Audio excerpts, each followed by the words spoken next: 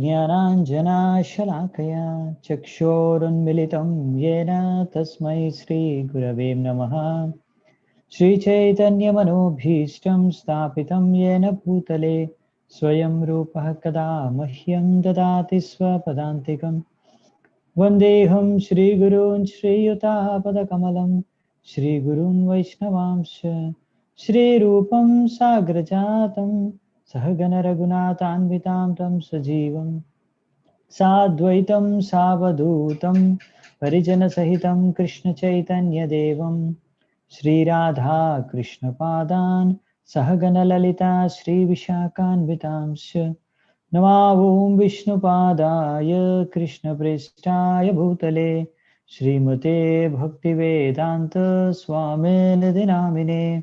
नमस्ते सारस्वते देवे गौरवाणी प्रचारिणे निर्विशेष शून्यवादी पाश्चात्यदेशतारिणे।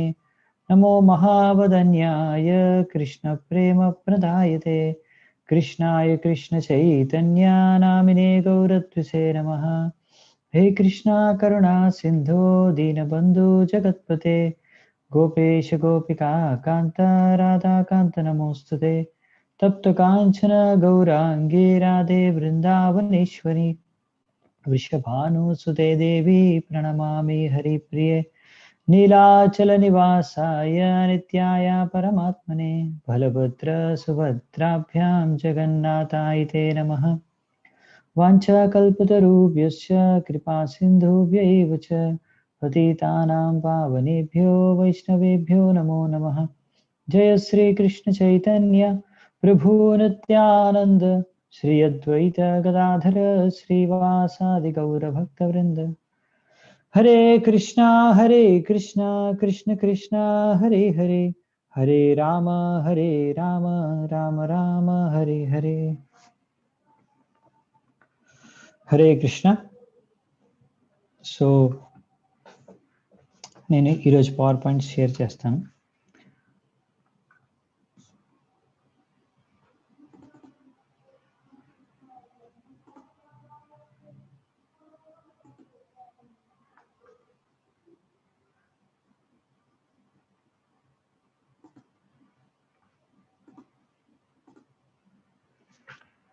ఓకే, సో ఈరోజు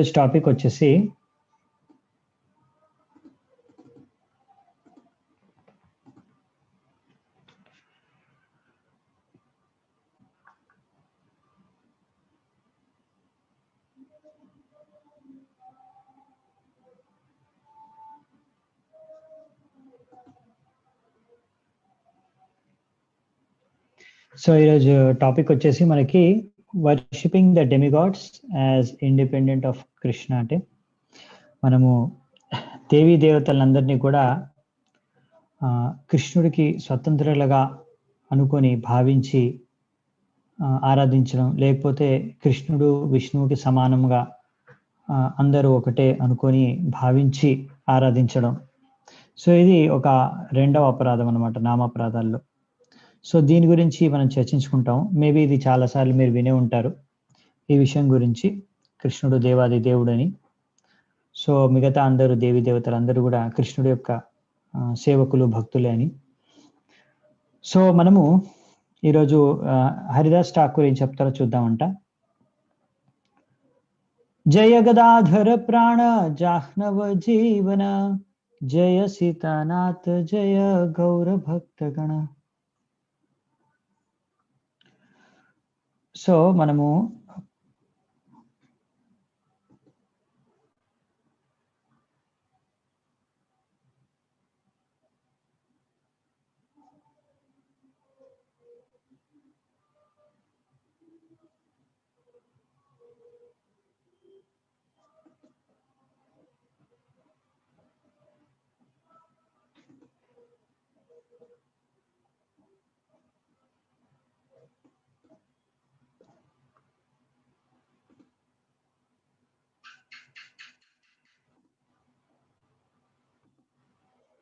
ఓకే,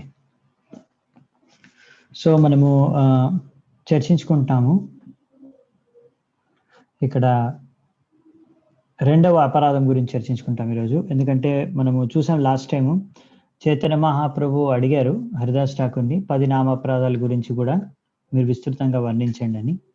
సో, ఆయన కోరిక మేరకు ఇప్పుడు హరిదాస్ ఠాకూర్ ఆల్రెడీ మనం లాస్ట్ క్లాస్‌లో చర్చించుకున్నాం. మొదటి అపరాధం గురించి, నామాపరాధం గురించి ఆయన వర్ణించారు.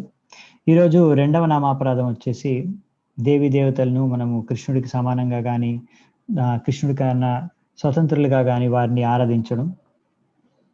సో, మనం ఈ విషయాన్ని అర్థం చేసుకోవాలి. కృష్ణుడు గాని, విష్ణువు గాని వీళ్ళు సచ్చిదానంద విగ్రహం. ఆధ్యాత్మిక, సంపూర్ణంగా ఆధ్యాత్మిక రూపం వాళ్ళది.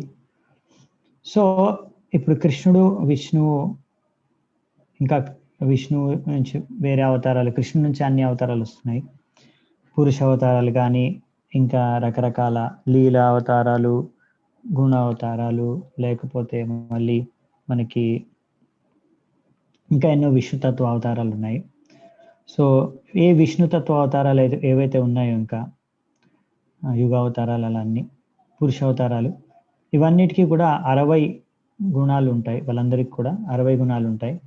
కృష్ణుడికి మాత్రమే 64 గుణాలు ఉంటాయి. సో, ఇది ఒక ముఖ్యమైన తేడా అన్నమాట. సో, మామూలుగా కృష్ణుడు గోలోకంలో ఎవరైతే ఉంటారో కృష్ణుడు ఆయనే అందరికీ మూలం. సో, ఇది మనకి భాగవతంలో, బ్రహ్మ సంహితలో కూడా ఈ విషయాలు తెలియచేశారు. ఏతే చాంస కళాపుంస కృష్ణస్తు భగవాన్ స్వయం. ఇది భాగవతంలో చెప్పారు. అన్ని అవతారాలు, చాలా అవతారాల పేరు చెప్పారు. ఇంకా ఇలా ఎన్నో అవతారాలు ఉండొచ్చు. ఏతే చాంస కళాపుంస, ఇవన్నీ కూడా రకరకాల భగవంతుడు కృష్ణుడు యొక్క అంశ అవతారాలు కానీ, కళా అంశ అవతారాలు కానీ, ఇలా రకరకాల అవతారాలు ఉన్నాయి. చాలా వెరైటీస్ ఉన్నాయి. పురుష అవతారాలు, ఇలా ఎన్నో అవతారాలు ఉన్నాయి. విష్ణు అవతారాలు, విష్ణుతత్వ, అన్ని విష్ణుతత్వకు సమానం అనే అవతారాలు. సో, అవన్నీ కూడా కృష్ణుడి నుంచే వస్తున్నాయని. కృష్ణస్తు భగవాన్ స్వయం, స్వయం భగవాన్ కృష్ణుడు. సో, ఈ విషయాన్ని ఒకటి మనకు ఫస్ట్లోనే క్లియర్ చేస్తున్నారు హరిదాస్ ఠాకూర్. దీని తర్వాత ఇంకా మనకి బ్రహ్మ సంహితలో కూడా ఇచ్చారు. రామాది మూర్తి శుకలాని ఏమైనా తిష్టాన్. సో, నానా అవతారాకర భువనేషు కింటూ ఎన్ని అవతారాలు ఉన్నాయి అవన్నీ కూడా కృష్ణు నుంచే వచ్చాయని. గోవిందమాది పురుషం తమహం భజామి. ఇలా మనకి చాలా చోట్ల, చాలా శాస్త్రాల్లో కూడా క్లియర్గా వర్ణించారు. ఇదొక విషయం ఈ రోజుది. ఫస్ట్ ఒకటి మనం చూసుకునేది. ఇంకొకటి వచ్చేసి నెక్స్ట్, ఇప్పుడు మిగతా మరి దేవి దేవతలు, జీవాత్మ, ఈ విషయాలు మనకి భక్తి రసామృత సింధులో కూడా ఇచ్చారు. ఇక్కడ హరిదాస్ ఠాకూర్ కూడా అవే విషయాలు చెప్తున్నారు శాస్త్రాలు వచ్చిన ఆచార్యులు. సో, ఒక జీవుడికి, అంటే మనకి బద్ధ జీవుడికి అని, ఇలా ఎవరైనా జీవాత్మకు మనకి మ్యాక్సిమం ఒక 50 గుణాలు, లక్షణాలు ఉండొచ్చు. సో, అది కూడా సంపూర్ణంగా ఉండవు అన్నమాట. అదే దేవతలు అయితే వాళ్ళకు కూడా 50 ఉంటాయి క్వాలిటీస్, 50 క్వాలిటీస్ ఉంటాయి. కానీ వాళ్ళకి ఇంకా ఎక్కువ గ్రేటర్ డిగ్రీ, అంటే ఎక్కువ ప్రమాణంలో ఉంటాయి అన్నమాట. మనకన్నా కూడా ఎక్కువ ప్రమాణంలో ఉంటాయి. శివుడికి ఇంకా 5 క్వాలిటీస్ ఎక్స్ట్రా ఉంటాయి. ఈ 50 కాకుండా ఇంకా 5 ఎక్స్ట్రా ఉంటాయి, 55. సో, విష్ణువుకి 55 కాకుండా ఇంకా 5 ఎక్స్ట్రా ఉంటాయి, 60. సో, ఇవి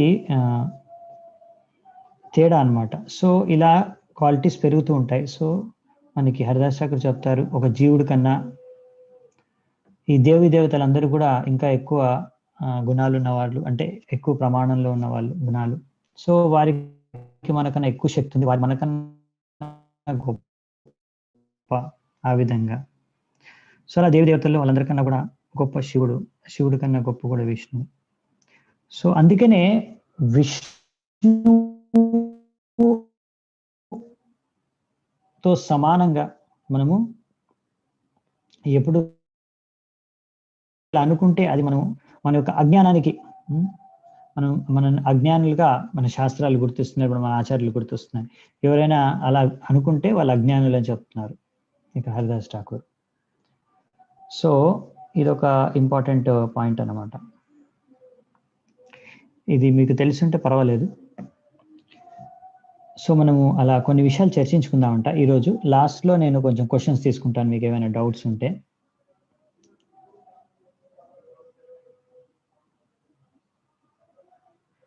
ఇప్పుడు కొంతమంది అనొచ్చు, ఆహా ఇది కాదు, ఇది తప్పు, లేకపోతే వాళ్ళకి ఇంకా వేరే ఏమైనా వాళ్ళు ఆర్గ్యుమెంట్ చేయొచ్చు, వాదించవచ్చు. ఒకటి ఏంటంటే కొంతమంది అనేది ఏంటంటే బ్రహ్మన్, అది వీళ్ళు ముఖ్యంగా నిరాకారవాదులు ఇలాంటి వాళ్ళు అంటారు, ఈ బ్రహ్మన్ అనేది నిరాకార బ్రహ్మన్ లేకపోతే బ్రహ్మన్, ఇది మాత్రము ఆధ్యాత్మికం, దీనికి ఏమాత్రం లక్షణాలు ఉండవు, నిర్గుణం. ఈ బ్రహ్మన్ అనేది నిర్గుణం అంటారు కొంతమంది. ఈ నిర్గుణ బ్రహ్మనే అప్పుడు సగుణ బ్రహ్మగా లేకపోతే బ్రహ్మ విష్ణు మహేశ్వరులుగా 3 గుణాలని స్వీకరించి 3 అవతారాలుగా వస్తారు, ఈ నిర్గుణ బ్రహ్మమే. ఆ విధంగా వాళ్ళు చెప్తారు. అంటే వాళ్ళ ప్రకారం ఏంటంటే ఇప్పుడు బ్రహ్మన్ అనేది నిర్గుణము, ఆ నిర్గుణం బ్రహ్మన్ నుంచే ఈ 3 బ్రహ్మ విష్ణువు శివులు వచ్చారు, కాబట్టి వీళ్ళు 3 సమానమే. ఇంకా వీళ్ళు 3 ఒక్కొక్క గుణాన్ని తీసుకొని వచ్చారు, అంటే సత్వ రజ తమో గుణాలు తీసుకొని వీళ్ళు అవతరించారని. సో ఇది తప్పు సిద్ధాంతం. శాస్త్రాల సారం ఏంటంటే నారాయణుడు పరమేశ్వరుడు లేకపోతే సుప్రీం 3లో, అంటే విష్ణువే సుప్రీం అనమాట. విష్ణువు నుంచే బ్రహ్మ ఇంకా శివుడు కూడా ఉత్పన్నమవుతారు. మామూలుగా సృష్టిలో కూడా మనం చూస్తాము, సృష్టి కార్యంలో కూడా మామూలుగా భాగవతంలో చర్చించుకున్న దాంట్లో కూడా గర్భోదాక్ష విష్ణు నుంచి బ్రహ్మదేవుడు వస్తారు, ఆ బ్రహ్మదేవుడి నుంచి మళ్ళీ శివుడు కూడా వస్తారు. కోర్స్ శివుడు బ్రహ్మదేవుడి కన్నా కూడా గొప్ప, ఎందుకంటే మనం చూసాము లక్షణాలు ఎక్కువ ఉంటాయి. ఎందుకంటే సదాశివ నుంచి యాక్చువల్లీ ఈ శివతత్వం, శివుడి యొక్క అవతారం వస్తారనమాట.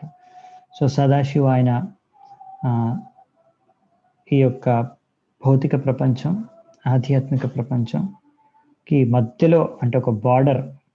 సో సదాశివుని యొక్క కైలాస గ్రహం అనేది అటు రెండింటిని టచ్ చేసుకుంటూ కొంచెం అక్కడ కొంచెం ఇక్కడ కలిసి ఉంటుందన్నమాట. సో సదాశివ కూడా శాశ్వతంగా ఉంటారన్నమాట అలా.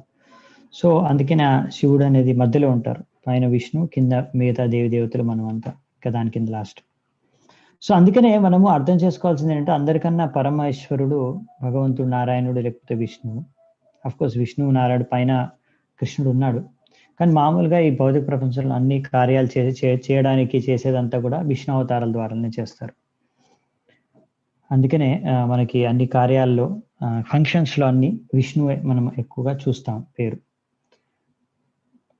సో ఎవరైనా ఇలా విష్ణువుని తిరస్కరించి దేవతలను ఆరాధిస్తే మరి వాళ్ళందరూ ఇంకా ఒక రకంగా ఈ భౌతిక మాయలో పడి ఉన్నట్టే అని ఇక్కడ చెప్తున్నారు. సో ఇంకో వాదన ఏంటంటే ఇంకో కొంతమంది ఏమంటారంటే వాదిస్తారంటే, లేకపోతే ఇలా అంటారు, విష్ణువు సర్వంతర్యామి, ప్రతి చోట విష్ణు ఉన్నాడు, అలాగే దేవతల్లో కూడా విష్ణు ఉన్నాడు, కాబట్టి మీరు ఏ దేవతని పూజించినా లేకపోతే అందరు దేవతల్ని పూజించేసుకుంటే విష్ణువుని పూజించినట్టే లెక్క. కానీ ఇటువంటివి శాస్త్రాల్లో చెప్పలేదు. శాస్త్రంలో చెప్పింది ఇలాంటివి వర్జించారు. శాస్త్రంలో చెప్పింది ఏంటంటే మీరు విష్ణువుని పూజిస్తే ఇంకా మిగతా అందరి దేవతలను పూజించినట్టే అని. ఎలాగైతే మనము నీళ్ళని చెట్టు యొక్క వ్రేళ్లలో, రూట్స్ మూలంలో వ్రేళ్లలో వేస్తే అక్కడ నుంచి నీళ్లు మీకు ప్రతి ఒక్క ఆకు, పువ్వు, కొమ్మ, పళ్ళు, కాయ అన్ని చోట్లకు వెళ్ళిపోతుంది. చెట్టుకి ఎన్ని ఆకులు ఉన్నాయో అన్ని చోట్లకి, అన్ని భాగాలకి ఆ నీరు వెళ్ళిపోతుంది. సో ఆ విధంగానే మనము ఇక్కడ అర్థం చేసుకోవచ్చు, అందరికీ మూలం విష్ణువు అని. సో అందుకని విష్ణువుని మనం పూజిస్తే అందరినీ పూజించినట్టే, అందరూ కవర్ అయిపోతారు అనమాట. అందరి ఆరాధన కవర్ అయిపోతుంది, మళ్ళీ సపరేట్గా పూజించాల్సిన అవసరం లేదు. మామూలుగా మీరైనా ఎప్పుడు ఒక్కొక్క ఆకు మీద అయితే నీళ్లు పోయారు కదా, వేళ్ళల్లోనే నీళ్లు పోస్తారు అలాగే. సో ఇదే వేదిక శాస్త్రం యొక్క సారం కూడా. కానీ ఎందుకు మరి కొంతమంది ఇలా మూర్ఖంగా దీన్ని స్వీకరించరు? మీరు కొంతమందిని చూసుండొచ్చు మీరు. అలా ఇలా మీ మాటల్లో గాని ప్రచారం చేస్తున్నప్పుడు గాని కొంతమంది వాదిస్తారు. లేదు లేదు అందరూ సమానమే. ఎవరినైనా పూజించుకోవచ్చు. లేకపోతే ఎవరిని పూజించినా విష్ణువుని పూజించినట్టే. అందరికి సమానమే. ఇలా ఏదైనా వాదించొచ్చు. లేకపోతే అన్ని దేవదేవతల్ని పూజించి కూడా విష్ణువు సంతృష్టిపరచొచ్చు.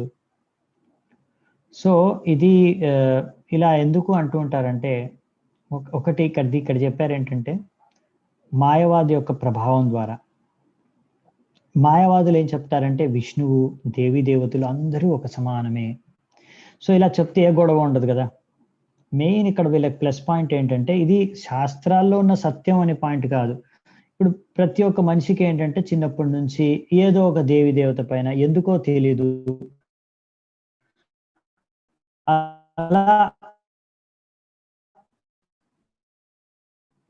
చిన్నప్పటి నుంచి వాళ్ళకు ఒక రకమైన భావన ఆధారంగా ఉండదన్నమాట. వాళ్ళ ఆరాధన శాస్త్ర ఆధారితంగా కాకుండా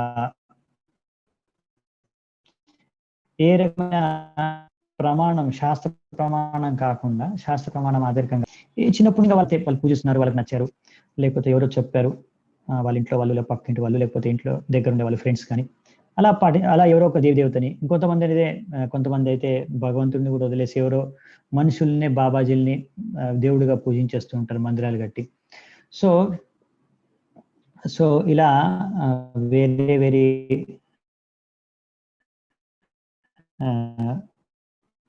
వాళ్ళు ఒక్కొక్క రకంగా. సో వాళ్ళకి మీరు చెప్పినప్పుడు ఇలా కాదు, సమానం కాదని వాళ్ళకి బాధేస్తుంది. వాళ్ళు ఏమంటారంటే మేమేం చెప్పట్లేదు కదా, మా దేవి దేవత అందరికన్నా, నేను సపోజ్ ఒక దేవతను పూజ చేస్తున్నాను అనుకోండి, నేను పూజించే దేవి దేవతనే అందరికన్నా పరం అని నేను అనట్లేదు కదా, నేనేమంటున్నాను అందరూ సమానం ఒప్పుకోవచ్చు కదా. ఇలా మీరు చెప్తే మేము ఒప్పుకునేది కాదు. శాస్త్రాల్లో ఏం చెప్తున్నారో అది మనం ఆలోచించాలి. చాలా మంది ఏమనుకుంటారంటే ఇలా ఎవరైనా దేవి దేవతలను పూజించే వాళ్ళు ఏమనుకుంటారంటే వీళ్ళేంటి విష్ణువే సుప్రీము, కృష్ణుడే సుప్రీం అని ఎందుకు ఇలా మనకు ప్రచారం చేస్తున్నారు, అందరూ సమానమని ప్రచారం చేసుకోవచ్చు కదా, ఏ గొడవలు అనవసరంగా ఎవరు కొట్టుకోవడం కానీ బాధపడకుండా ఎవరి మనసు నొప్పకుండా ఉంటుంది అంటే మీ మనసు నొచ్చుతుంది అనేసి, లేకపోతే మీరు బాధపడతారనేసి మీకు అబద్ధం చెప్పలేం కదా. శాస్త్రాల్లో ఏదుందో అది చెప్పాలంతే. సో ఆ విషయాన్ని మనము అర్థం చేసుకోవాలన్నమాట. సో మన యొక్క జ్ఞానం అనేది శాస్త్ర ఆధారితంగా ఉండాలి. ఇంకా శాస్త్రాల్లో యొక్క జ్ఞానాన్ని కూడా మనము పరంపరలో పొందాలి, కృష్ణుడు చెప్పినట్టుగా గీతలో, భగవద్గీతలో. సో చాలా మందికి ఇది సమస్య లేదు. అందరూ అనేది ఏంటంటే అందరూ సమానమే, అదా అయితే ఏ గొడవ ఉండదని. సో పాయింట్ ఏంటంటే మనం ఏది కరెక్టా, ఏది సత్యం అనే విషయాన్ని అర్థం చేసుకోవడానికి ప్రయత్నించాలి. మనకేది నచ్చుతుంది, అందరికి ఏది నచ్చుతుంది, చాలా మందికి ఏది నచ్చుతుంది, ఎక్కువ మందికి నచ్చేదే మనం ప్రచారం చేసుకుంటే బాగుంటుంది కదా, అలా కాదనమాట. ఎంతమందికి నచ్చుతుంది, ఎంతమందికి నచ్చట్లేదు అనేది పాయింట్ కాదు ఇక్కడ. ఇది ఏదో తినే వస్తువు కాదనమాట. నాకు రుచి బాగుందా లేదా చెక్ చేసుకోవడానికి, ఆ విధంగా నాకు నచ్చుతుంది నచ్చదనుకోవడానికి ఇదేమి మనకు ఆ విధంగా సెలెక్ట్ చేసుకునేది కాదు. ఇది శాస్త్ర ప్రమాణమా కాదా, ఇది శాస్త్రాల్లో చెప్పిన విషయమా కాదా, ఆ విషయాన్ని మనం అర్థం చేసుకోవడానికి ప్రయత్నించాలి. ఇవాళ రేపు చాలా మంది టీవీలలో సీరియళ్ళు కూడా తీస్తున్నారు. ప్రతి దేవి దేవతను ఆ సీరియల్లో ఇక ఆ దేవి దేవతనే అందరికన్నా గొప్ప అన్నట్టుగా చూపిస్తూ ఉంటారు. ఎందుకంటే వాళ్ళకి డబ్బులు సంపాదించుకోవాలి పాపం. డబ్బులు సంపాదించుకోవడానికి ఏ దేవి దేవతను ఉపయోగించుకుంటారు. సో ఇంకా మూర్ఖులు ఇవాళ రేపు అందరు కలియుగంలో చాలా మంది కూడా ఈ టీవీలు, సినిమాలు చూసి అందులోంచి అన్ని శాస్త్రాల్లో ఉన్న జ్ఞానాన్ని కూడా అందులోంచి నేర్చుకుంటా ఉంటారు. ఇంకా అందులో చూసిందే కరెక్ట్ అనుకోండి, దాని మీద వాదిస్తూ ఉంటారు కూడా. ఎంతో మంది గొడవ కూడా పడుతూ ఉంటారు దాని మీద. సో అందుకని మనము ఎక్కడి నుంచి మనము జ్ఞానాన్ని సేకరిస్తాం అనేది చాలా ముఖ్యం అన్నమాట. సో ఈ విషయాన్ని గనక ఒకవేళ కర్మీలు కూడా, బయట వాళ్ళు కూడా అర్థం చేసుకుంటే, ఈ దేవి దేవతలు అందరూ కూడా వాళ్ళకు శక్తి, సామర్థ్యం అంతా కూడా భగవంతుడు విష్ణువు నుంచే వస్తుంది. వాళ్ళందరూ కూడా విష్ణువు నుంచే ఉత్పన్నమయ్యారు. సో వీళ్ళందరికీ కూడా శక్తి సామర్థ్యం మీకు వరాలు ఇచ్చే శక్తి ఉంది, కానీ అదంతా కూడా విష్ణువు కృష్ణుడే ఇచ్చారు వాళ్ళకి. ఇంకొకటి ఏంటంటే ఈ దేవి దేవతల వల్ల వచ్చే మీకు లాభాలు జనరల్లీ భౌతిక లాభాలు, ఇంకా పరిమితమైన దానికి లిమిట్ ఉంటుందన్నమాట. వాళ్ళకు కొంచెం ఎంత సామర్థ్యం ఉందో దాని ప్రకారం వాళ్ళకి వాళ్ళు మీకు ఇవ్వగలరు. ఇంకా వచ్చే భౌతిక లాభాలు ఏవైతే మీకు దొరుకుతాయో అవన్నీ కూడా ఎక్కువ కాలం ఉండవు అనమాట. అవన్నీ టెంపరరీ, తాత్కాలికం. ఈ యొక్క కొంత సమయం తర్వాత వెళ్ళిపోతాయి అన్నమాట అవన్నీ. సో ఇంకా మీకు అన్ని ఒక దేవుడు ఏ దేవత ఇవ్వలేరు అనమాట, అంత సామర్థ్యం ఉండదు. కానీ విష్ణువుని ఆరాధిస్తే మీకు కావాల్సినవన్నీ దొరికిపోతాయి అన్నమాట. సో అందుకనే మీకు ఏం కావాలన్నా విష్ణువు ఇవ్వగలడు, ఆధ్యాత్మికం భౌతికం అన్నీ కూడా. సో అందుకనే ఒక భౌతికవాదులు, కర్మీలు వీళ్ళందరూ కూడా ఒకవేళ తెలుసుకుంటే, అర్థం చేసుకుంటే విషయాన్ని, సత్యాన్ని, అలా అర్థం చేసుకొని విష్ణువుని ఆరాధిస్తే వాళ్ళకు కూడా అన్ని రిజల్ట్స్, అన్ని ఫలితాలు దక్కుతాయి విష్ణువుని ఆరాధించడం ద్వారా. ఏ దేవి దేవతని ఆరాధించాల్సిన అవసరం లేదు ఇంకా. సో మామూలుగా ఈ విషయాన్ని అర్థం చేసుకోవాలి మనము. ఇంకా దీని గురించి చాలా విషయాలు మనం ఈరోజు చర్చించుకోవడానికి ప్రయత్నిస్తాము.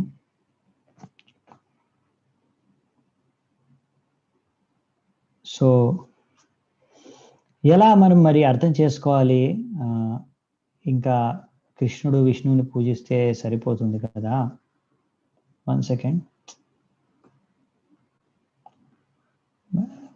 అరే దీని తర్వాత ఇదే ఉందా? Okay fine.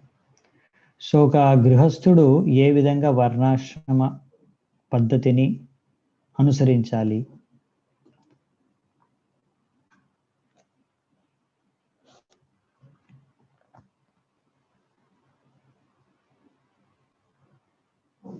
ఓకే,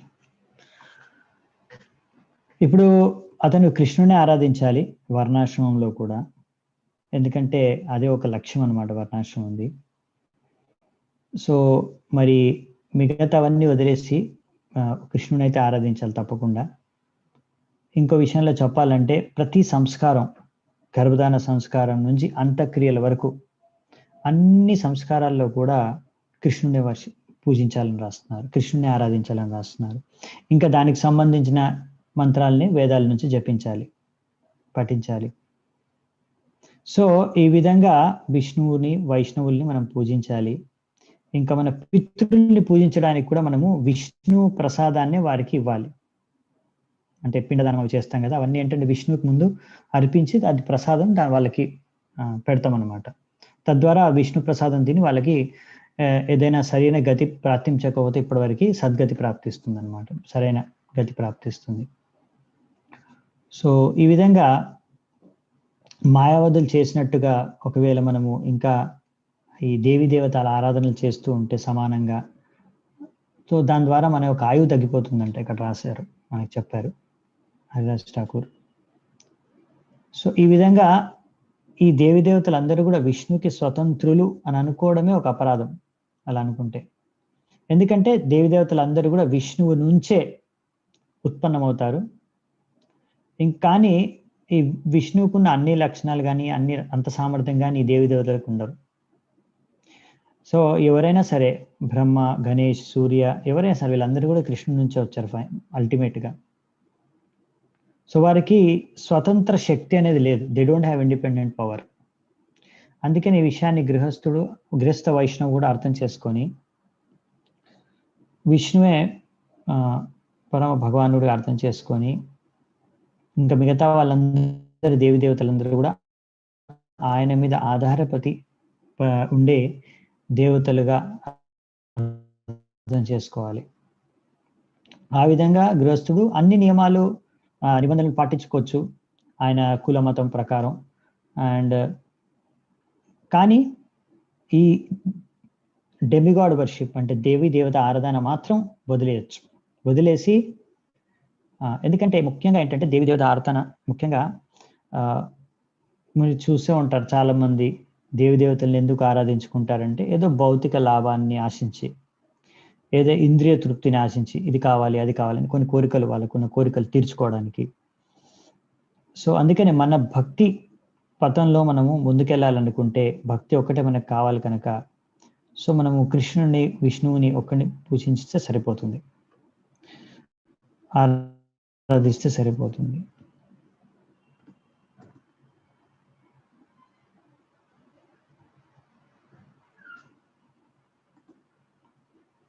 సో విష్ణువుకి కృష్ణుడికి నేను తేడా స్టార్టింగ్ లోనే చెప్పేశాను. సో మళ్ళీ ఇప్పుడు ప్రశ్న అడుగుతున్నారు. అండ్ అఫ్ కోర్స్ మనం భాగవతం క్లాసెస్ లో కూడా విస్తృతంగా చర్చించుకున్నాం స్టార్టింగ్ లోనే.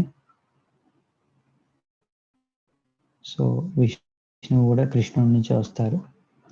సో మీరు విష్ణువునైనా పూజించుకోవచ్చు, కృష్ణునైనా పూజించుకోవాలంటే అవతారాన్ని పూజించుకోవచ్చు. సో దీన్ని కంటిన్యూ చేస్తూ ఒక గృహస్థుడికి ఈ విధంగా కృష్ణుడి పైనే తన యొక్క భక్తిని కేంద్రీకరించి, మనసుని కేంద్రీకరించి భక్తి చేసుకోవాలి.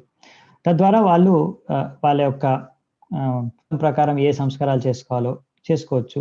వాళ్ళ పితృలకి పిండదానం అన్ని కూడా విష్ణు ప్రసాదమే అర్పించవచ్చు. ఇంకా ఆ విధంగా మనము మరి దేవతల్ని ఎలా చూడాలి అంటే వాళ్ళందరినీ కూడా మనము కృష్ణుడి యొక్క భక్తులుగానే గుర్తించాలి. ఆ విధంగా మనం విష్ణు ప్రసాదాన్నే మనము మన పితృలకు అర్పిస్తాము. అలాగే దేవతలకు కూడా మనం ఇవ్వచ్చు, ఎందుకంటే కృష్ణుడు భక్తులే కనుక. ఆ విధంగా దాని తర్వాత మనం కూడా ప్రసాదాన్ని స్వీకరించవచ్చు.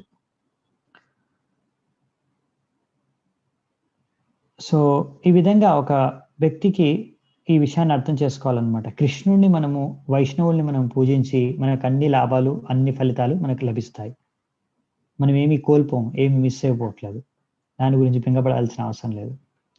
ఈ విధంగా మనం ఆలోచిస్తేనే, అర్థం చేసుకుంటేనే అప్పుడే మనం హరినామాన్ని ఎప్పుడు నిరంతరం జపం చేయొచ్చు. ఎందుకంటే ఇంకా వేరే అవసరం లేదు కదా, హరినామంలో అంతా ఉంది. హరినామ చింతామణి. సో చింతామణి అంటే అన్ని మీకు ఇవ్వగలుగుతుంది హరినామం మాత్రమే. సో ఈ విషయాన్ని అర్థం చేసుకొని మనం నామాపరాధాలు చేయకుండా ఉండాలి. అలాగే ఈ విధంగా ఈ నామాపరాధం కూడా చేయకూడదు.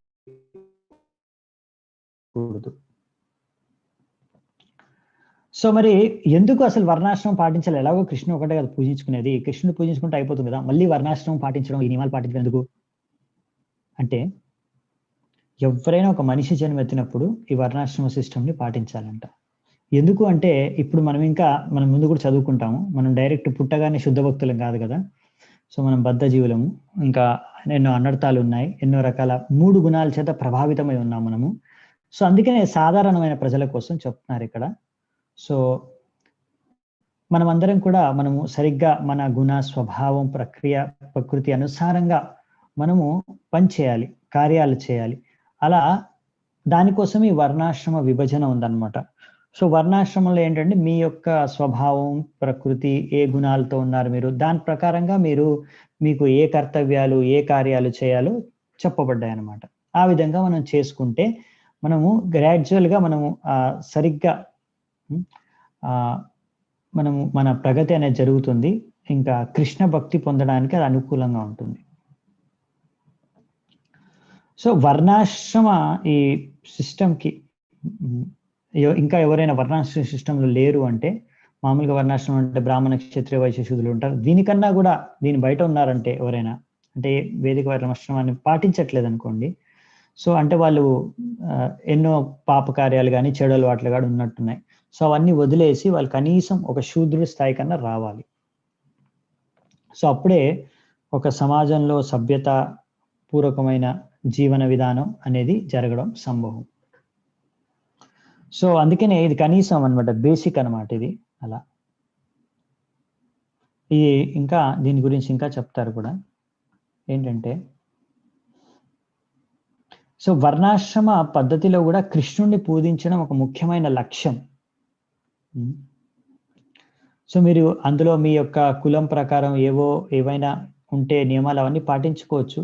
కానీ ఒకవేళ అన్ని పాటించి, అన్ని నియమాలు అన్ని బాగా పాటించి ఒకవేళ మీరు కృష్ణుడిని పూజించకపోతే మాత్రం మీరు ఇంకా నరకానికి పోతారు అని ఇక్కడ చెప్తున్నారు.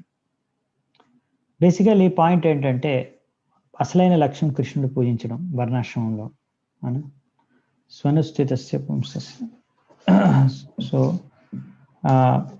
కృష్ణుడిని సంతృప్తిపరచడం, సంసిద్ధిం హరితోషణం. అదే వర్ణాశ్రమం యొక్క లక్ష్యం. సో అందుకనే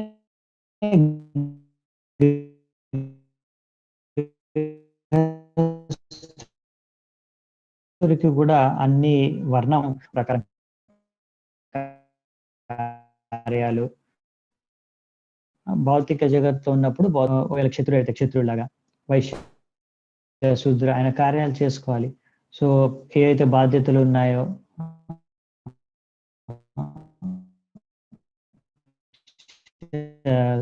ఇప్పుడు ఆయన గృహస్థులు చేయాల్సిందే దానికి సంబంధించి దాన్ని వదులుకో కృష్ణుని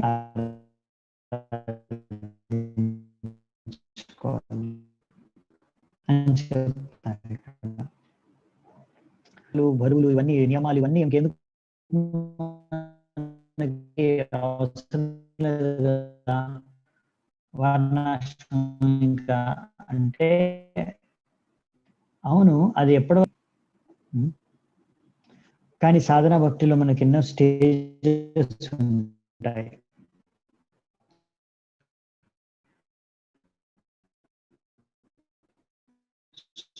సో మనము ఇలా భక్తి చేసుకోవడానికి ప్రేరణ అతనికి హరినామం బాగా చెప్పించి దానిలో రుచి ఆస్వాదించడం ద్వారా ఆయనకు ప్రేరణ పుడుతుంది ఇంకా భక్తి చేసుకోవాలని. సో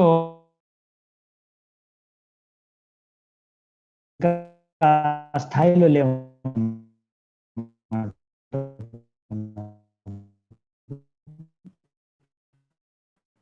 అవునా? సో మనం ఇంకోటి మనకి ఇప్పుడు మనం అర్థం చేసుకున్నాం. నాకు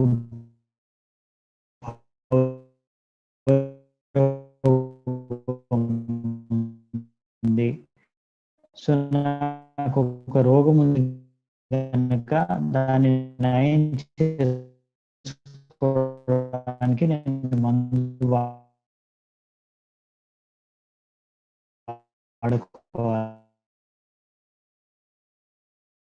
జ్ఞానంతో మనము ఈ విషయాల్ని తీసుకుంటాం. ఒక ఔషధ రూపంలో మనం తీసుకుంటాం.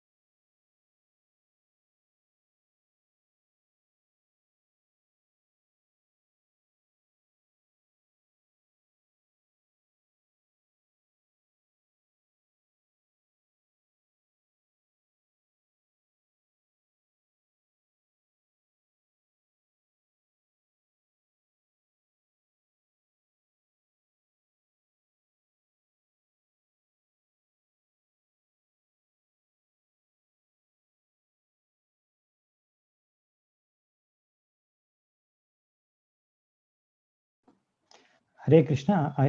కొంచెం కట్ అయిపోయింది ఇంటర్నెట్, మళ్ళీ కనెక్ట్ చేశాను నేను.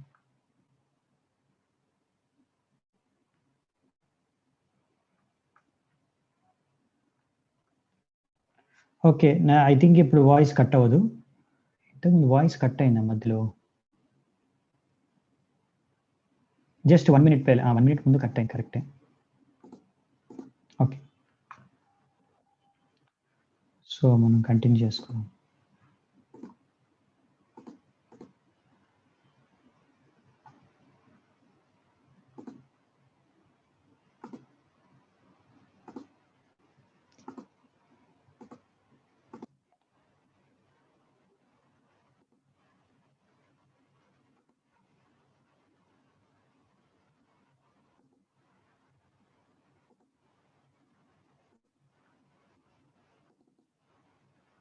ఓకే, సో కంటిన్యూ చేద్దామంట. సో అందుకనే మనము ఈ విధంగా ఇప్పుడు అన్ని వర్ణాశ్రమ లేకపోతే నియమాల్ని పాటించుకుంటూనే మనము మెల్లిగా భక్తి చేసుకుంటూ ముందుకెళ్ళాలి. నెక్స్ట్ వచ్చేసి ఇప్పుడు క్లియర్గానే ఉంది కదా voice. Now it is okay. Thank you Matajis, prabhujis.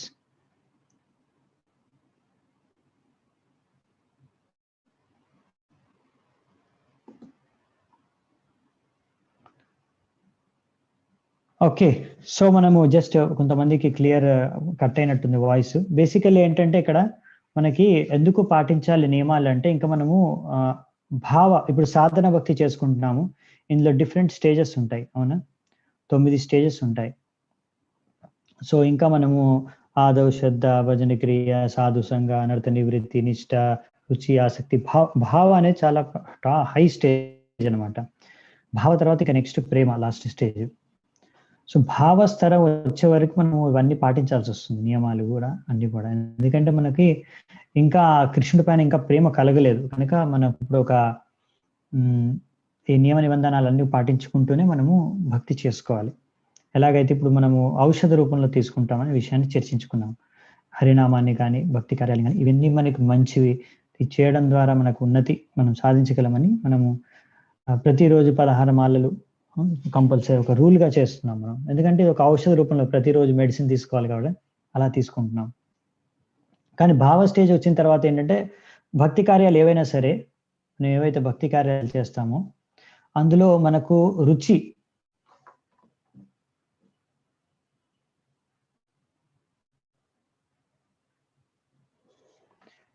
అందులో రుచి కలుగుతుంది భక్తి కార్యాల్లో. ఆ రుచి కలగడం ద్వారా, ఆ రుచి కారణంగా మనం అంటే భావస్థాయికి వచ్చిన తర్వాత ఆ భక్తులు భగవంతుడికి చేసుకుంటూ వెళ్ళిపోతారు భగవత్ కార్యాలు.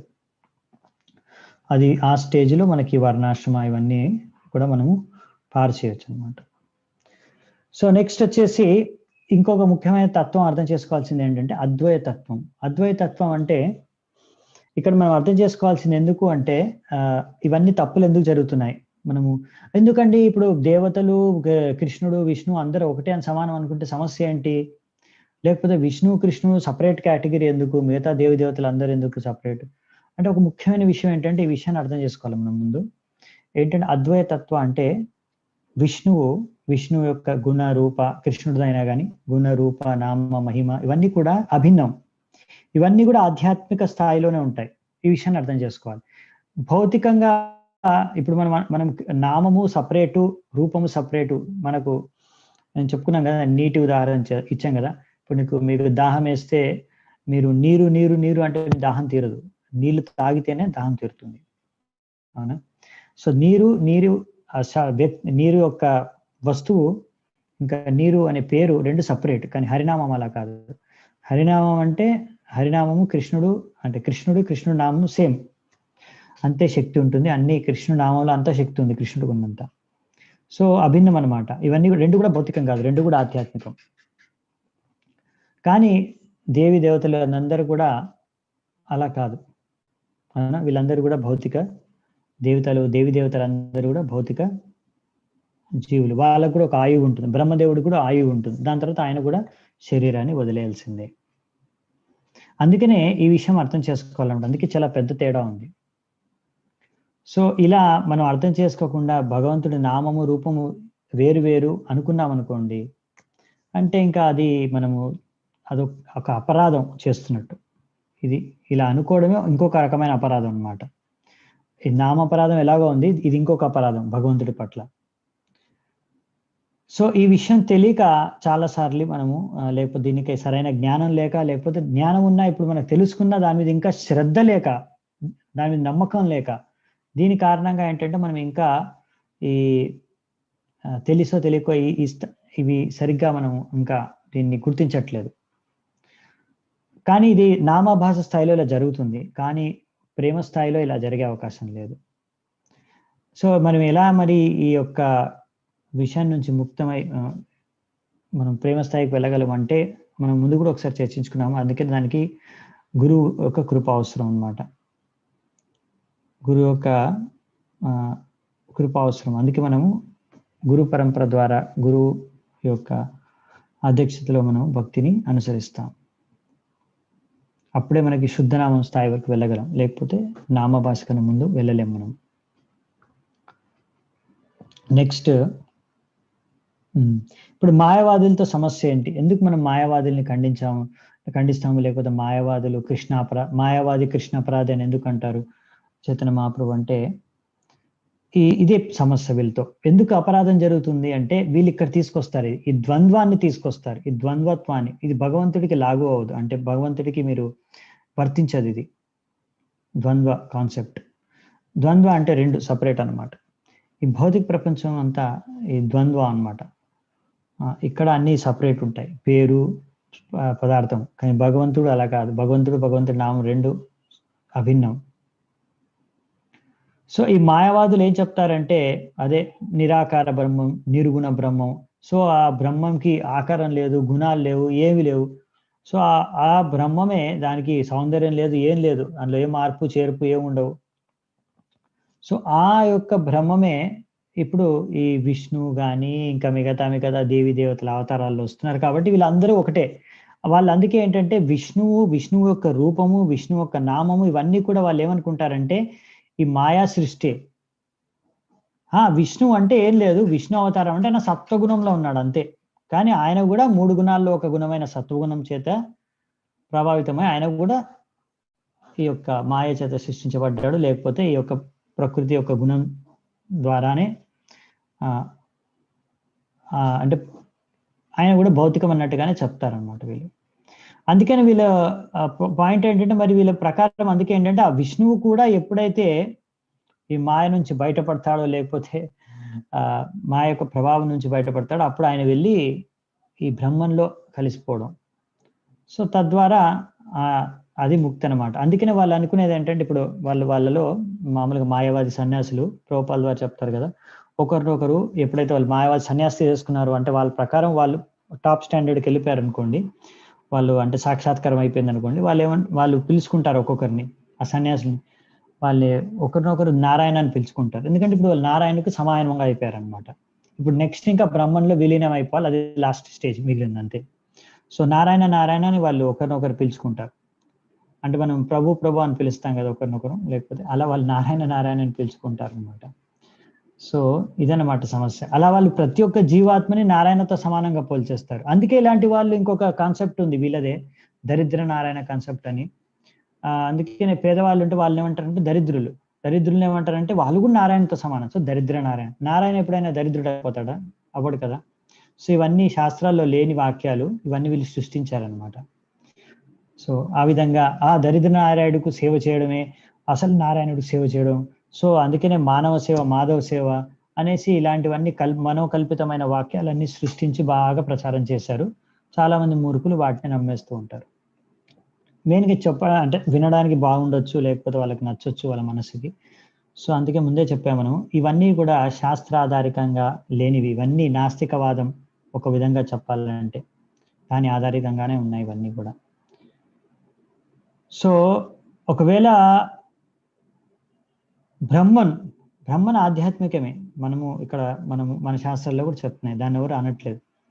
కానీ ఒకవేళ దానికి ఏమీ గుణం లేదు, ఏమీ లేదు అంటే, బ్రహ్మన్కి అన్నీ ఉంటాయి. అంటే భగవంతుడికి ఏమి లేవని చెప్పలేము మనం. భగవంతుడు నుంచి అన్ని ఉత్పన్నమవుతున్నాయి. కాబట్టి భగవంతుడికి అన్నీ ఉన్నాయి, ఏది ఆయనకు లేవని చెప్పలేరు మీరు. ఓకే, మీకు తెలియకపోవచ్చు మరి విష్ణు భగవంతుడా, బ్రహ్మన్ భగవంతుడా, అక్కడ మీరు డౌట్ రావచ్చేమో. కానీ భగవంతుడు అయితే కంపల్సరీ ఉండాల్సిందే. భగవంతుడిలో అన్ని శక్తులు, ఆయనకు ఒక రూపం అనేది ఉండాల్సిందే. ఆయనకు లేదు అని మీరేం చెప్పలేరు. అదే వైదిక సారం అన్నమాట.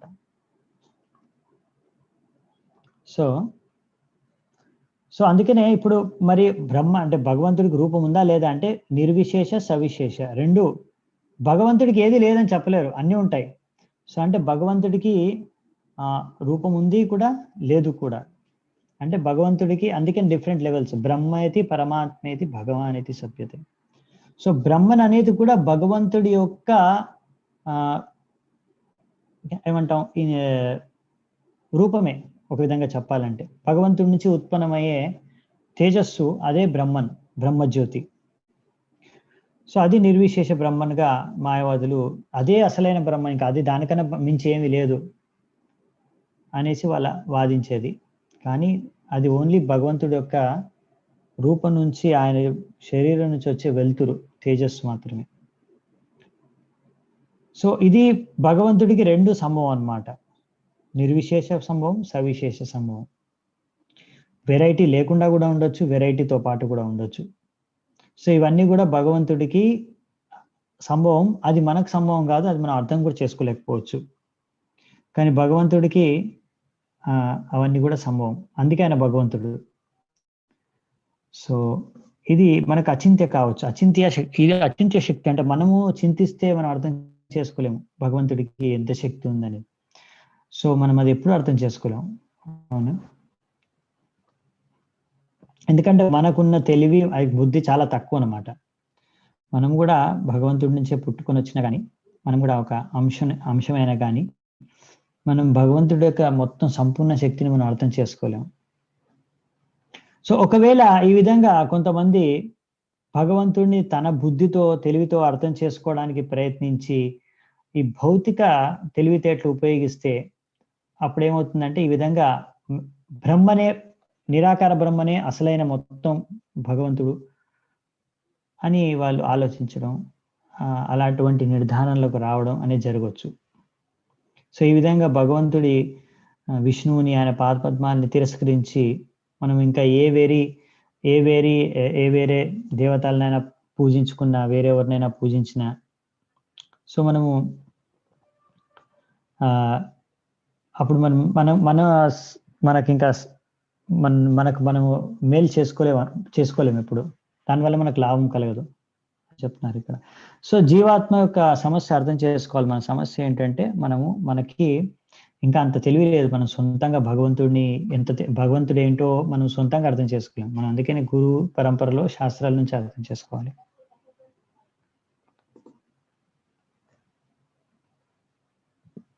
సో సరైన అవగాహన భగవంతుడు ఏమనే విషయం మనకు తెలుసుకోవాలి.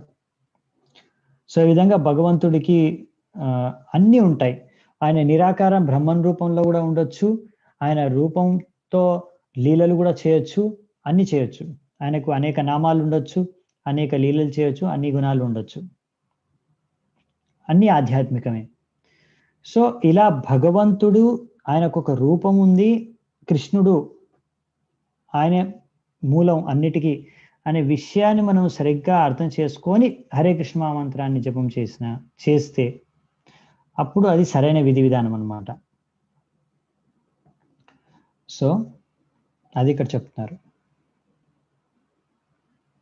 సో ఆ విధంగా అందుకే మనము ఈ యొక్క అపరాధాన్ని మనము చేయకుండా జాగ్రత్త పడాలన్నమాట. సో ఇలా మాయవాది యొక్క ప్రభావం వలన ఈ అపరాధం చేసే అవకాశం ఉందన్నమాట.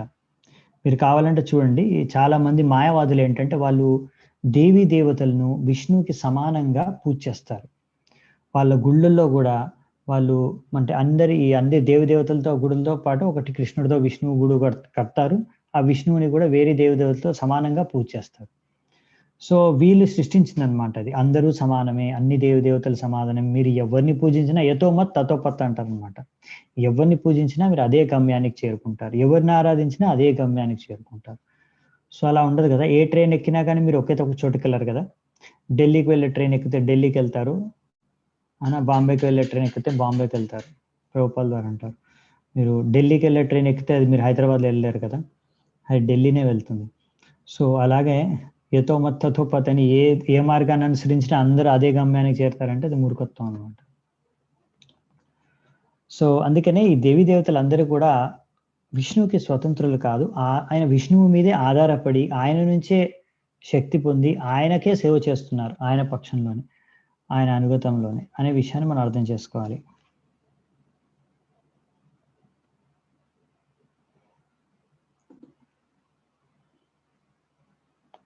సో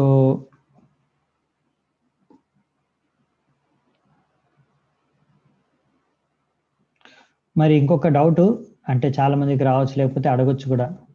వాళ్ళు అనొచ్చు, మీరు భాగవత్ పురాణం చదువుతారు, భాగవత్ పురాణంలో కృష్ణుడు అందరికన్నా గొప్ప అని వర్ణించారు, పరమేశ్వరుడు అందరికన్నా భగవంతుడు అందరికన్నా గొప్ప మూలం అని అందులో రాశారు. కానీ మేము వేరే పురాణాలు చదువుతాము. ఆ పురాణాల్లో మా దేవి దేవతే గొప్ప అందరికన్నా అని రాశారు. సో మరి అలా అయితే మరి ఏమంటారు మీరు? అలాంటి ప్రశ్నకి జవాబు ఏంటంటే, ఈ విషయాన్ని కూడా మనం అర్థం చేసుకోవాలి. అన్ని పురాణాలు రచించింది వేదవ్యాసులు, ఆయనే చెప్పారు. అన్ని పురాణాల్లో భాగవత్ పురాణం అనేది అన్నిటికన్నా శ్రేష్టమైనది. సో ఈ విషయాన్ని మనము శ్రీమద్ భాగవతంలోనే చర్చించుకున్నాము క్లాసెస్లో. సో అందుకనే ఇలా కొన్ని శాస్త్రాల్లో అంటే కొన్ని పురాణాల్లో ఆ దేవి తమో గుణం రజోగుణంలో ఉండే పురాణాలు ఉంటాయి. పురాణాల్లో కూడా 3 లెవెల్స్ కేటగిరీస్ ఉన్నాయి. సత్వగుణంలో పురాణాలు ఉంటాయి, రజోగుణంలో అంటే రజోగుణంలో పురాణాలు రజోగుణంలో ఉండే వారికి ఆ పురాణాలు చదవమని పాటించమని సూచించబడింది. అలాగే తమో గుణంలో ఉండే వారికి వేరేది. ఎందుకంటే ఇప్పుడు సత్వగుణంలో ఉండే వారికి ఈ పురాణాలు 6 పురాణాలు ఉన్నాయి. ఎందుకంటే ఈ వాళ్ళు వైష్ణవులు, వాళ్ళు కృష్ణుని విష్ణువుని ఆరాధిస్తారనమాట.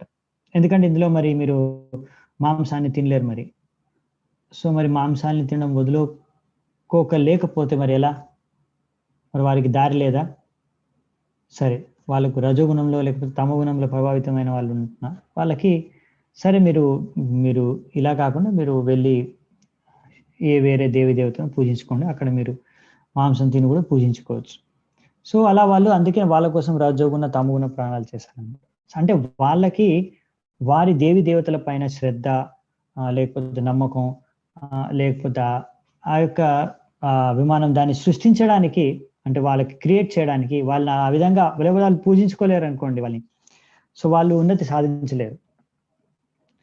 సో ఇదంతా ఎందుకు అంటే మెల్లిమెల్లిగా వాళ్ళని తమో గుణంలో ఉన్న వాళ్ళని రజోగుణంలోకి తీసుకురావడానికి, రజోగుణంలో వాళ్ళని సత్వగుణంలో తీసుకురావడానికి, మరి సత్వగుణంలో ఉన్న వాళ్ళని సత్వగుణం నుంచి శుద్ధ సత్వ లేకపోతే దానికి కూడా అతీతంగా సంపూర్ణంగా కృష్ణుడి భక్తి సో ఆ స్థాయికి 3 గుణాలకు అతీతమైన స్థాయికి తీసుకెళ్ళడానికి సత్వగుణంలో ఉన్నవారికి సో ఇవి సూచించబడ్డాయి అన్నమాట. సో అది తమో గుణంలో ఉన్న వారికి ఆ శాస్త్రాల వల్ల ఏంటంటే అవి పాటిస్తే వాళ్ళు రజోగుణం వరకు రావచ్చు. అలాగే రజోగుణంలో ఉండే వాళ్ళు రజోగుణం వాళ్ళకి సూచించబడిన శాస్త్రాలు పురాణాలు చదివితే వాళ్ళు సత్వగుణంకి రావచ్చు. అంటే మెల్లిగా కృష్ణుడు భక్తి చేసుకోవడానికి విష్ణువు భక్తి చేసుకునే స్థాయికి వాళ్ళని తీసుకురావాలి. అదే ఉద్దేశం అన్నమాట పురాణాలది. ఎలాగైతే మనం ముందు కూడా నేను చెప్పాను ఈ ఎగ్జాంపుల్స్. ఒక డాక్టర్ ఉన్నాడు అనుకోండి, ఒకవేళ అతని దగ్గరికి రకరకాల పేషెంట్లు వస్తారు, అవునా? సో ఒక పేషెంట్ ఇద్దరు పేషెంట్లకి ఒకే సమస్య ఉన్నా కానీ ఇద్దరికి వేరు వేరు ఉపాయాలు చెప్తారు, లేకపోతే మార్గాలు చెప్తారు, పరిష్కార మార్గాలు. సో ఇద్దరికి సిగరెట్ అలవాటు ఉంది, దాని కారణంగా వాళ్ళకి నానా రకాల జబ్బులు రోగాలు వచ్చాయి. సో డాక్టర్ దగ్గరికి వెళ్తే ఒకతనికి అన్నాడు, నువ్వు రోజుకు ఒక జస్ట్ ఎగ్జాంపుల్ చెప్తున్నాను, మొత్తం ఒక డబ్బా సిగరెట్ తాగొచ్చు రోజుకు అని చెప్పారు.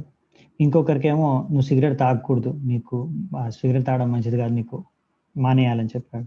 ఎందుకు అలా అంటే ఆ ఒక్క డబ్బా సిగరెట్ 10 సిగరెట్లు తాగే అతను రోజుకి 50 100 తాగేవాడేమో.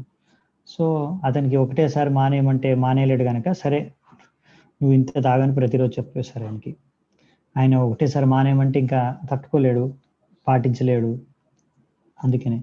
సో వేరే అతను రోజుకి ఒక 10 ఏమో తాగుతున్నట్టున్నాడు, అతను చెప్పారు నువ్వు తాగొద్దు అని. సో అతను వదిలేయగలడు, అతనికి ఆ సామర్థ్యం శక్తి ఉంది. సో ఆ విధంగా అనమాట ఒక్కొక్కరి రోగం ఎంత ఉంది అనేది బట్టి ఒక్కొక్కరికి ట్రీట్మెంట్ మెడిసిన్ ఇస్తారు కదా. అలాగే సేమ్ ఇక్కడ శాస్త్రాలు కూడా ఎవరికి ఎటువంటి గుణాలు రోగాలు ఉన్నాయో అటువంటి విధి విధానాలు వాళ్ళకి చెప్పారనమాట. సో ఈ విషయాన్ని ఒక వైష్ణవుడు అర్థం చేసుకొని ఆ విధంగా అర్థం చేసుకొని ఓకే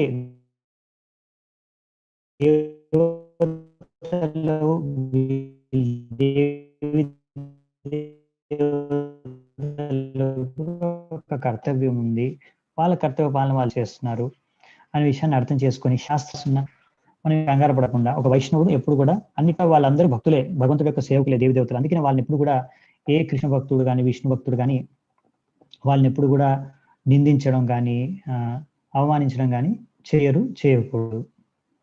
అలా చేయడం కూడా తప్పు. ఇక్కడ అదే రాశారనమాట. అది కూడా ఒక అపరాధం. అంటే మనము ఏ దేవి దేవతల్ని కూడా మనం అవమానించినా గానీ, నిందించినా గానీ అది కూడా అపరాధమే. సో, సరైన దృష్టికోణంతో అర్థం చేసుకొని మనం నడుచుకోవాలనమాట. సో, మరి ఎలా మరి దేవతల్ని ఎలా ఆరాధించేది మరి? వాళ్ళని అవమానించకూడదు. మరి మనము వాళ్ళతో ఎలా వ్యవహరించాలి మనం? సో, దానికి ఇక్కడ చెప్పారు. ఎందుకంటే ఒక్కొక్కసారి ఒక్కొక్కరు కుల దేవత ఉంటారు. మా కుల దేవత, మా దేవత వీరు. సో, వీరిని మేము ఆరాధించాల్సిందే. మా పూర్వీకులందరూ ఆరాధించారు. సో, మరి ఎలా ఆరాధిస్తారు? ఎలా పూజిస్తారు అంటే ఇక్కడ చెప్పారు క్లియర్‌గా. కృష్ణుడికి ఆరాధించినాక ఆయన నైవేద్యం పెట్టిన తర్వాత అదే ప్రసాదాన్ని మీరు మీ యొక్క కుల దేవతకు కూడా అవి అర్పించొచ్చు. ఆ విధంగా మీరు ఆరాధించొచ్చు. మీరెప్పుడైనా ఆ దేవీ దేవత యొక్క మూర్తిని చూసినప్పుడు తప్పకుండా వాళ్ళకి ఆ దేవీ దేవతకు మీరు తప్పకుండా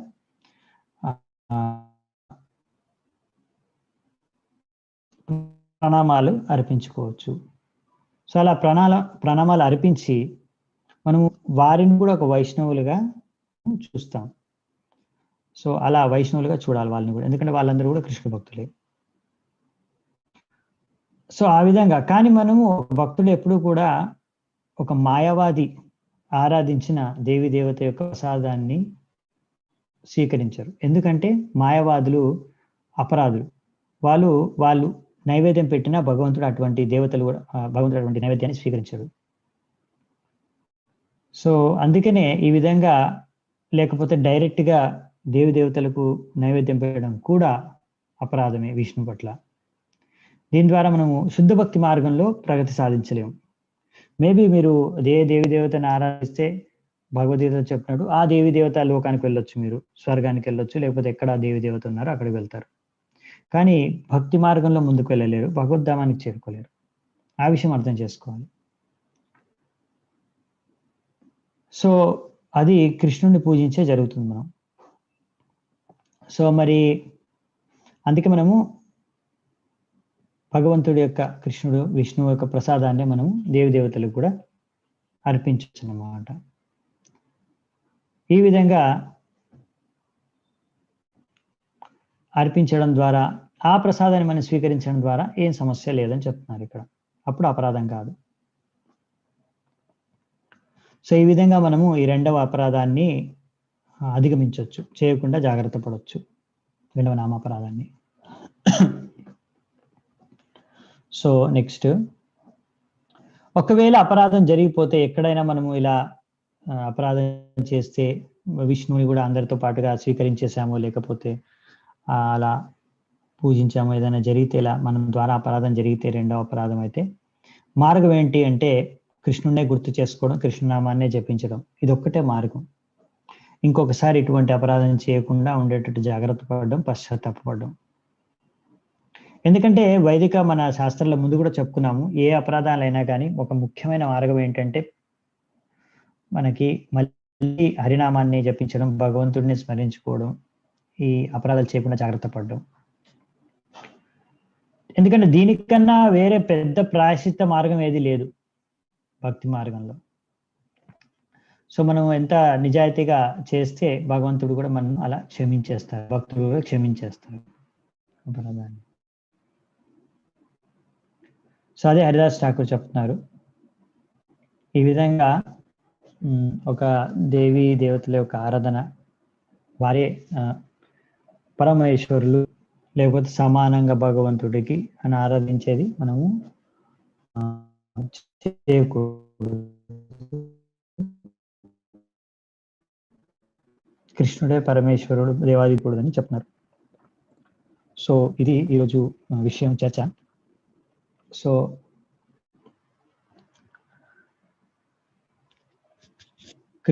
విష్ణువుకి ఎవరు అడిగారు. సో, 4 ఎక్స్ట్రా క్వాలిటీస్ ఉంటాయి కృష్ణుడికి. మనకు భక్తిరసామృత సింధులో వర్ణించారు. లీలా మాధురి, రూప మాధురి, వేణు మాధురి, ఇంకోటి భక్త మాధురి. సో, ఇది స్పెషాలిటీ కృష్ణుడికి. సో ఇప్పుడు ఎవరికైనా ప్రశ్న ఉంటే ఇంకా వేరే డిఫరెన్సెస్ నాకు ఎగ్జాక్ట్గా తెలీదండి. అంటే శివుడికి శివుడికి బ్రహ్మకి ఉన్న డిఫరెన్సెస్, ఆ 5 క్వాలిటీస్ ఏంటి అవి నేను ఇప్పటివరకైతే ఇక్కడ చదవలేదు. ఏమైనా చదివినప్పుడు నాకు తెలిస్తే మీకు తర్వాత ఫ్యూచర్‌లో చెప్తాను.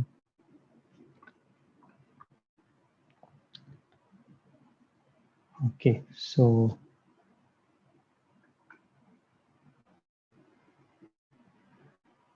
ఇప్పుడు ఎవరైనా హ్యాండ్ రైజ్ చేయొచ్చు ఏమైనా ప్రశ్న ఉంటే. అంటే నేను ఇప్పుడు మీకు ఆప్షన్ ఇచ్చాను అంటే అన్మ్యూట్ చేసి మాట్లాడడానికి.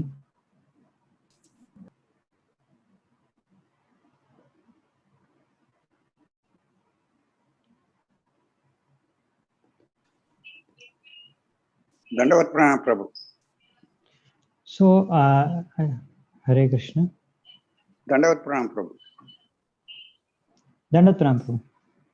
ఏం లేదు, ఇప్పుడు మీరు అన్నారు కదా భాగవత పురాణము విశిష్టమైందని వ్యాస భగవాన్ చెప్పాడన్నారు. కానీ వేరే ఇప్పుడు శివపురాణంలో అది విశిష్టమైంది, శివుడు గొప్పవాడని చెప్తుంటారు. ఎక్కడ ఇప్పుడు వ్యాస భగవాన్ ఎక్కడ చెప్పాడు ఇది గొప్ప అని? మన పురాణంలో ఇప్పుడు భాగవత పురాణం గొప్ప అని ఎక్కడ చెప్పారంట? అది మనకి భాగవతంలోనే మనం చర్చించుకున్నాం. మీరు స్టార్టింగ్ లో చదివితే first class Bhagavatam first class లోనే నేను ఈ విషయాన్ని ఎక్స్ప్లెయిన్ చేశాను అనుకుంటాను. మీరు కూడా చూసుకోవచ్చు మన భాగవతంలో వేరే పురాణాల్లో కూడా ఈ విషయాలు రాశారు. వేరే పద్మ పురాణం ఇంకా వేరే పురాణాలు ఉన్నాయి.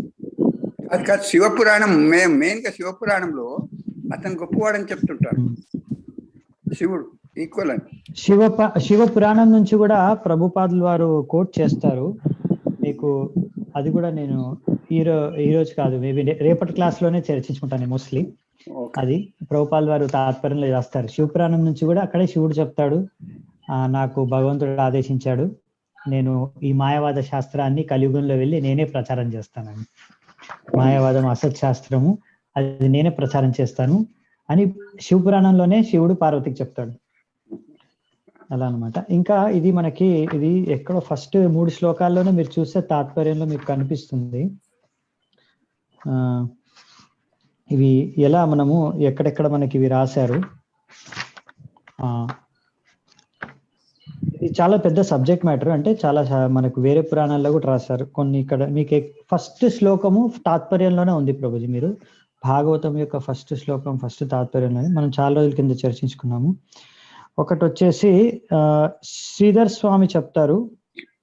శ్రీధర్ స్వామి మన ఆచార్యులు. ఇంకా చెప్పాలంటే చైతన్య మహాప్రభు కూడా స్వీకరించారు. శ్రీధర్ స్వామి ఒక ప్రామాణికమైన టీకాకారులు. అంటే ఆయన తాత్పర్యం మొదట వైష్ణవాచార్యులుగా భాగవతం పైన ఒక తాత్పర్యం రచించారు.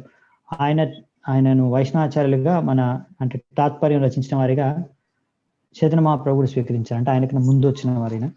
సో ఆయన చెప్తారనమాట, భాగవతం యొక్క గురించి ఎన్నో వేరే భాగవతం కన్నా పురాణమైన పురాణాల్లో వర్ణించబడింది. అలా అనమాట. ఇంకా ముఖ్యంగా మత్స్య పురాణంలో వేరే పురాణాల్లో చెప్పారు. ఇది భాగవతం వచ్చేసి పద్మ పురాణంలో కూడా చెప్పారు. ఈ భాగవతం గురించి వర్ణన, ఇంకా దాని గొప్పతనం గురించి అక్కడ రాశారనమాట. సో ఇంకా కొన్ని చోట్ల అలా ఉంది బేసికలీ.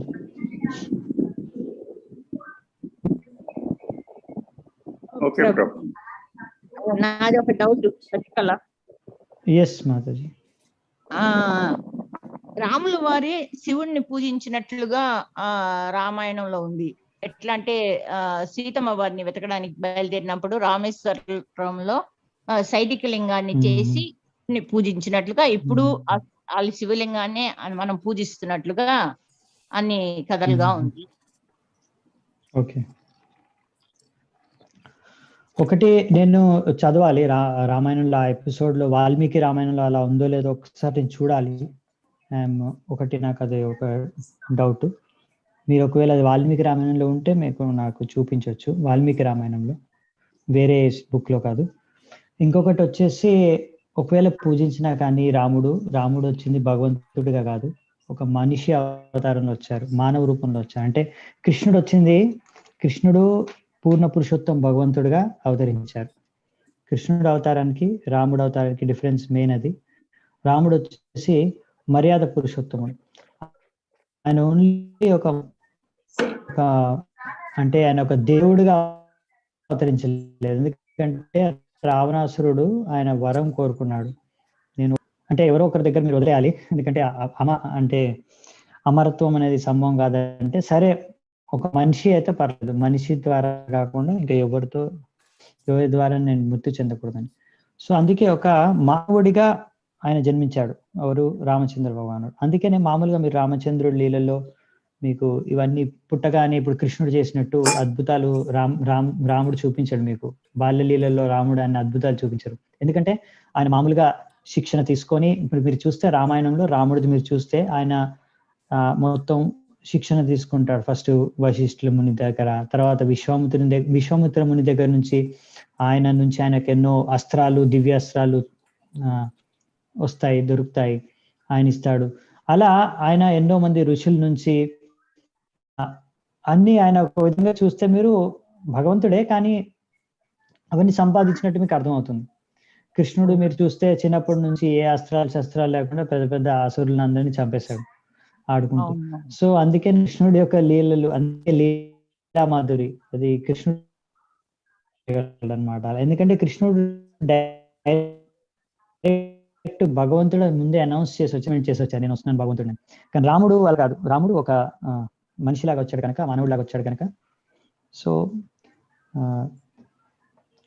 చెప్పారు కదా, ఇక్కడ మనం ఏ దేవి దేవతల్ని ఆరాధించవచ్చు, కానీ సరైన విధి విధానంతో వాళ్ళు భగవంతుడి యొక్క భక్తులుగా మనము వాళ్ళను కూడా ఆరాధిస్తాం. శివుడు కూడా వైష్ణవానం యథశంభో, సో ఆయన కూడా పరమ వైష్ణవుడు. మనం ఆ విధంగా ఆయన నుంచి కూడా సాంప్రదాయం వస్తుంది. అది నేను రేపు చర్చించుకుంటాను, అది కొంచెం విషయము రేపు ఎల్లుండి దాంట్లో టాపిక్ ఉంది మనకి భాగవతం క్లాస్లో, అప్పుడు కూడా నేను మళ్ళీ ఒకసారి అది టచ్ చేస్తాను ఆ విధంగా. సో ఇంకొకటి ఏంటంటే మనకు లీలలో డిఫరెంట్ ఉంటుంది. ఇప్పుడు ఫర్ ఎగ్జాంపుల్, ఇది ముందు కూడా ఒకసారి ఎప్పుడో చెప్పాను అనుకుంటా. ఇప్పుడు కృష్ణుడైనా కానీ లీలలో ఉన్నప్పుడు నందమహారాజు అంటాడు, నువ్వు వెళ్ళి నా చెప్పులు తీసుకొని రా అని. సో చిన్నగా ఉన్నప్పుడు కృష్ణుడు నందమహారాజు చెప్పులు నెత్తి మీద పెట్టుకొని వస్తాడు. సో యశోదమాయి ఆయన తిట్టుంది, లేకపోతే ఆయనకి మందలిస్తుంది. సో అంటే ఇప్పుడు నంద బాబా లేకపోతే యశోదమాయి కృష్ణుడి కన్నా గొప్ప. సో లీల అనేది ఒక డిఫరెంట్ ఉంటుంది అనమాట. లీలలో భగవంతుడు ఏ పాత్ర పోషిస్తున్నారో ఆ పాత్రకు ఎలా, ఆ పాత్రకు అనుగుణంగా ఆయన నటించాలో లేకపోతే వ్యవహరించాలో అలాగే వ్యవహరిస్తారు. సో ఆ లీలకు అనుగుణంగా. సో అక్కడ మనము తత్వం దాని నుంచి అర్థం చేసుకోలేము. సో మీరు అక్కడ చూస్తే లాజికల్లీ చూస్తే నంద మహారాజు కృష్ణుడి కన్నా గొప్ప అనొచ్చు. సో అందుకనే నా యశోదమయి నమ్మదు కృష్ణుడు అన్ని రాక్షసుల్ని చంపారంటే. ఎందుకు? అరే ఆయన చిన్న చిన్న విషయాలకి భయపడిపోయి వచ్చిన కొంగు పట్టుకొని వెనకాల దాచుకుంటాడు, ఎక్కడి నుంచి ఆయన అసలు అసుల్ని చంపేస్తాడు అని అంటుంది ఆమె. సో బేసికల్ ఏంటంటే ఆమెకి కృష్ణుడు ఒక ఆయన చిన్న బాబులాగానే ఆమె ఎప్పుడైనా ఆలోచిస్తుంది. ఆమె వేరే భగవంతుడిగా ఆమె ఊహించుకోలేదు. సో లీల ఆధారంగా, అంటే ప్రతి లీలలో భగవంతుడు చేసే లీలలో మనము ఆ లీల ప్రకారంగా భగవంతుడు వ్యవహరిస్తాడు, రాముడు అవతారంలో అయినా ఏ అవతారంలో అయినా. సో ఇవి ఏంటంటే అందుకనే మెయిన్ ఏంటంటే అదొక మెయిన్ ఇంకొక పాయింట్. సో అందుకే మనం తత్వాలు అర్థం చేసుకునేదంటే, ఇప్పుడు మామూలుగా ఈ శాస్త్రాల్లోంచి మనం చదువుతాము ఎలా అయితే ఫస్ట్ కృష్ణుడి నుంచి అవతారాలు వచ్చాయి, తర్వాత విష్ణువు నుంచి అవతారాలు వచ్చాయి, అన్ని మనం భాగవతంలో అందుకే చదువుతాం. అక్కడ తత్వాలే క్లియర్గా, అందుకే మీరు లీలలోకి వెళ్ళే కన్నా ముందు కూడా నేను చాలా మంది ఇలా ఎన్నో ప్రశ్నలు తర్వాత కూడా అడుగుతున్నారు కూడా. నేను చెప్తాను వాళ్ళకి, నన్ను ఎవరైనా ప్రశ్న అడిగితే చాలాసార్లు నేను అడుగుతాను, మీరు ఫస్ట్ నుంచి భాగవతము నేను తీసుకున్నాను కదా, ఇప్పుడు ఈ శీల ప్రభుపాల ద్వారాది భాగవతం మీరు చదవండి, లేకపోతే లెక్చర్స్ అని వినండి, ఫస్ట్ భగవద్గీత వినండి, తర్వాత భాగవతం స్టార్టింగ్ నుంచి వినండి. ఎందుకంటే స్టార్టింగ్ లో తత్వాలన్నీ క్లియర్ చేసేది భాగవతం అలాగే అరేంజ్ చేస్తుంది. స్టార్టింగ్ లో అన్ని లీలలు ఏమి ఉండవు. కృష్ణుడి లీలలు వచ్చేసి 10వ స్కందంలో ఉంటుంది. ఎందుకు 10వ స్కందంలో పెట్టారు? కృష్ణుడి లీలలే వినాలనుకుంటే అదే ఇంపార్టెంట్ అయితే ఫస్ట్ అదే పెట్టాల్సింది కదా, ఫస్ట్ చాప్టర్ లోనే. వాళ్ళు పెట్టకుండా లాస్ట్ గా 10th క్యాంటోలో 10వ స్కందంలో ఎందుకు పెట్టారు? ఎందుకంటే ఫస్ట్ క్యాంటోలో లీలలు కన్నా ఎక్కువ తత్వాలు ఉన్నాయి. ఎందుకు? ఫస్ట్ సెకండ్ థర్డ్ లో మనం తత్వాలు క్లియర్ గా అర్థం చేసుకున్న తర్వాతే లీలల వరకు వెళ్ళాలి. సో ఇలాంటి అర్థం అంటే ఎవరు గ్రేట్ లేకపోతే ఎవరు గొప్ప అనే విషయాలు అర్థం చేసుకునేది లీలల నుంచి కాదు, తత్వాల్లోంచి. సో అది స్టార్టింగ్ లోనే భాగవతం క్లియర్ అవుతుంది. సో పురాణాల్లో ఏంటంటే, పురాణాలు అంటే వేరే ఇప్పుడు ఇతిహాసం, ముఖ్యంగా ఇతిహాసాల్లో ఏంటంటే అది ఓన్లీ హిస్టరీ, ఒక లీలా అవతారం గురించి లేకపోతే ఒక పర్సనాలిటీ క్యారెక్టర్స్ గురించి, వాళ్ళ లీలల గురించి. సో అందులో కొంచెం డిఫరెంట్ ఉంటుంది. సో Thank you, వాళ్ళు బేసికలీ అలా ఇంకా చాలా అలాంటి ఉదాహరణ